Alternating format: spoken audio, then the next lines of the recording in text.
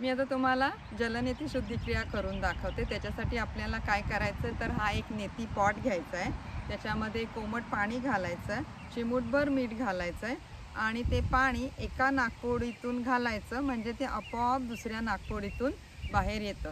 याचे फायदे असे आहेत की आपल्या नाकपुडीमध्ये नको असलेले बॅक्टेरिया, बारीक धुळीचे कण जे अडकलेले असतात ना ते निघून जातात। पण जलनेती केल्यावर कपालभाती करणं गरजेचं आहे। जर कपालभाती करायला वेळ नसेल तर जलनेती करू नये। जर कपालभाती नाही केली जलनेतीनंतर तर काय होतं, हमखास सर्दी होते। कारण आपण जेव्हा पाणी सोडतो नाकपुडीमध्ये तेव्हा पाण्याचे बारीक थेंब आपल्या कपाळामध्ये जातात आणि कपालभातीने ते बारीक पाण्याचे कण किंवा थेंब निघून जातात। म्हणून कपालभाती करणं गरजेचं आहे। थोडंसं असं पुढे झुकायचं, मान तिरकी करायची आणि एका नाकपुडीतून पाणी सोडायचं, म्हणजे ते बरोबर दुसऱ्या नाकपुडीतून बाहेर येतं।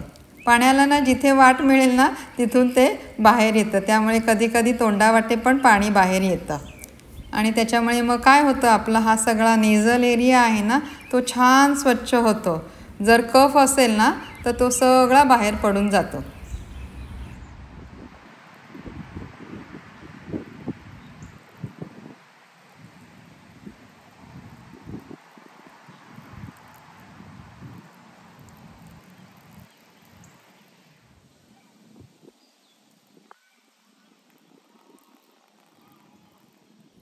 आता कपालभाती करताना आपल्याला नाकावाटे फोर्सफुली श्वास सोडायचा आहे आणि त्याच वेळी पोट आत खेचायचं आहे।